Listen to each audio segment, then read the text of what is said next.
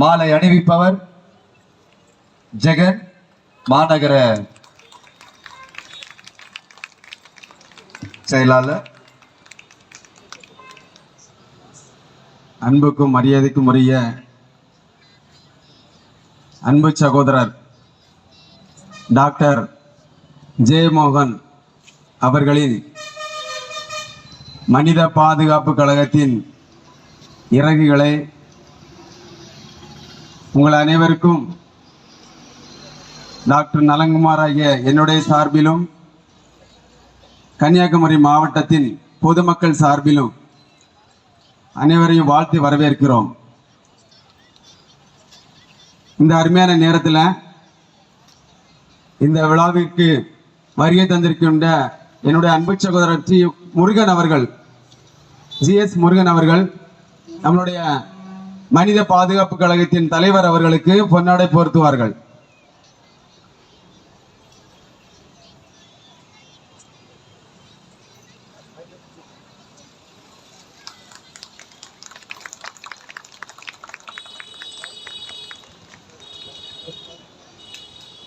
அடுத்தபடியாக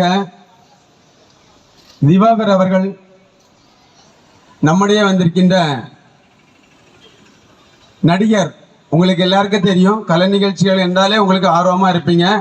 நம்முடைய கால தாமதம் ஏற்பட்ட காரணத்தினால்தான் கலை நிகழ்ச்சிகள் சற்று குறைவாக நடத்தப்படுகிறது என்கிறது. நடிகர் அவர்களுக்கு சால்வை அணிவித்து மரியாதை செய்வார்கள்.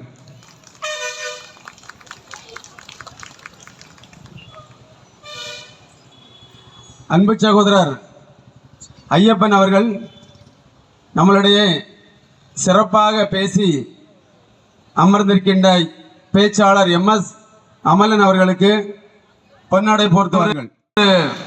ஒரு வந்துதான் ஆகணுங்கிறதுனால தான் புயல் வரும். அதே மாதிரி இன்றைக்கு காலகட்டத்தில் 2026வது வருட அரசியல் வாழ்க்கையில் பொதுமக்கள் வந்து இந்த மாதிரி ஒரு புழுக்கத்தை அனுபவிச்சுட்டு இருக்காங்க. 8 வருடங்களாக மனித பாதுகாப்பு கழகம் உங்களுடைய களத்தில் இருக்கின்றது. ஆனால் நாம் என்றைக்கும் இந்த ஜனநாயகத்தில் ஒரு 500 ரூபாய்க்கு ஓட்டு போட்டுக்கிட்டு அதே இருக்கக்கூடிய மத்திய மாநில அரசியல் கட்சிகளை தேர்ந்தெடுத்து கொண்டு அவர்கள் எல்லாரும் ஆடிக்காரில் போவாங்க இல்லையா? யாரையுமே பார்க்க முடியுமா? பார்க்க முடியும். எப்போ பார்க்க முடியும்? அரசியல் தேர்தல் டைமில் நம்ம வீட்டு வாசலில் வந்து நிற்பாங்க. அந்த தேர்தல் முடிஞ்ச பிறகு நம்ம அவங்க வீட்டு வாசலில் நிற்போம். ஆனால் அவங்கள யாரையும் பார்க்க முடியாது. ஆனால் உங்கள் மக்களின் மத்தியில் எப்பவுமே ஒரு மனித பாதுகாப்புக்காக போராட்டத்தின் களத்தில் நிற்கக்கூடிய என்னுடைய அன்பு சகோதரர் அவர்களுடைய கருத்தை வலுப்படுத்துவதற்காக தான் இந்த மேடை அமைக்கப்பட்டுள்ளது. ஏனென்றால் இது மாற்று கருத்தே இல்லை. எப்போது தட்டினாலும் அவர் வந்து நமக்காக கதவு திறந்து என்ன விஷயம்னு கேட்கக்கூடிய ஒரே ஆள். நாங்களும் சில விஷயங்களுக்காண்டி அவரை அணுகியிருந்தோம், ஆனால் தெரிக்க விட்டுட்டோம். கன்னியாகுமரி மாவட்டத்தில் பார்த்துருப்பீங்க, சமூக வலைதளத்தில் யாரை எதுக்கக்கூடாதுன்னு இல்லை. எங்களுக்கு தப்பு செய்தால் யாரையும் எம்மனை கூட எதிர்ப்போம். அது அண்ணன் மட்டும்தான் இதோட முன்மாதிரி.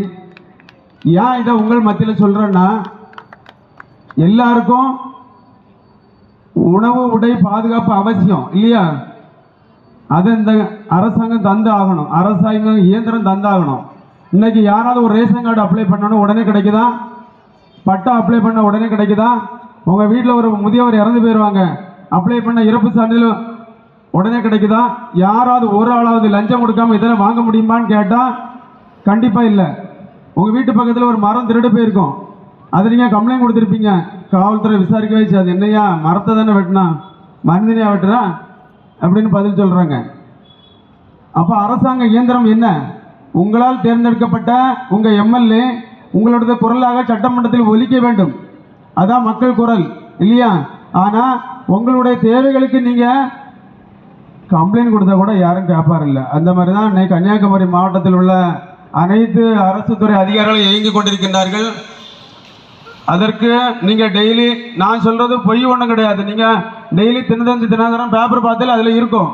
அரசாங்க அதிகாரிகளும் ஒரு வழிபாடு, ஒவ்வொருவரும் என்ன பண்ணுறாங்க, எவ்வளோ லஞ்சம் வாங்குறாங்க, கையோடு பிடிக்கிறாங்க இல்லையா? இந்த மாதிரிலாம் இருக்குது.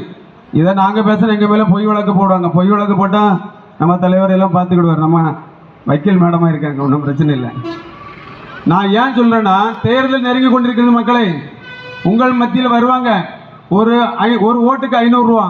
என்னுடைய அன்பு சகோதரர், என்னோட ஊர் பறக்கை ஊரில் வந்து ஒரு என்னுடைய மூத்த சகோதரர் ஒரு ஆள் வந்து ஒரு நாள் குடித்து விட்டே நம்ம கிளினிக் வந்தாங்க. என்னையா குடித்து விட்டு வந்திருக்கீங்க கேட்டால், யாருக்கு ஓட்டு போட்டீங்கன்னு கேட்குறேன். நம்ம அரசியல் ஈடுபாடு இருக்கனால கொஞ்சம் நான் ஒரு எக்ஸி சட்டமன்ற தொகுதி வேட்பாளர் விளங்கோடு தொகுதியில் போட்டிருக்கின்றேன் 2021 வருடத்தில். அப்போ கேட்கும்போது அவர் சொல்லாரு, நான் வந்து இதில் தர்மமாக இருப்பேன். ஏன் தெரியுமா, நான் வந்து மொத்தம் 3 கட்சிக்காரங்க எங்கள் வீட்டில் வந்து ஓட்டுக்கு ரூபா தந்தாங்க. ஆனால் முதல்ல யார் ரூபா தந்தாங்களோ அவங்களுக்கு மட்டும்தான் நான் ஓட்டு போட்டேன். அப்போ வந்து என்னன்னா, அந்த ஓட்டுக்கு பணம் வாங்குறது வந்து நம்ம ரத்தத்திலே ஊறி போச்சு. அந்த 500 ரூபாங்கிறது உங்களுடைய 5 வருஷ வாழ்க்கைக்கு வைக்கக்கூடிய ஒரு முற்றுப்புள்ளி. ஒரு நாளைக்கு 29 பைசாய்க்கு உங்களுடைய தன்மானத்தை அட வைக்கிறீங்க அன்பு சகோதர சகோதரிகளே. அதை நீங்கள் முதல்ல மனசிலாக்கணும். யாருக்கோ ஒரு ஓட்டு போட்டுட்டு யாரோ ஒரு 500 ரூபா தருவாங்க. அது நிறைய பேர் கிடைக்காது, எங்களுக்கு தெரியும். ஒரு வட்ட செயலாளர், வண்டி செயலாளர் வந்து மொத்தமாக அந்த ரூபாயை சுருட்டிட்டு போயிடுவாங்க. என்ன பண்ணுவாங்க, ஒரு 500 ரூபா கொடுப்பாங்க, 200 ரூபா கொடுப்பாங்க, 300 ரூபா கொடுப்பாங்க. நம்ம ஓட்டு போட்டு வந்துடுவோம். உங்களின் மத்தியில் வந்து உண்மைக்கு போராடுகிறவர்களாக, உங்களுக்கு போராட்டத்தில் களத்தில் உங்களுடைய தாழ்விலும் உங்களுடைய சங்கடத்திலும் பங்கு கொள்கின்ற ஒரு ஒற்றை மனிதராக இருக்கின்ற நம்ம அன்பு சகோதரர் மனித பாதுகாப்புலத்தின் தலைவர் அவர்களை நீங்கள் அந்த நேரத்தில் நினைவு வைக்க வேண்டும் என தாழ்மையை கேட்டுக்கொண்டு என்னோட உரையை நேரமின்மை காரணத்தினால் முடித்துக் கொள்கிறேன். நன்றி, வணக்கம்.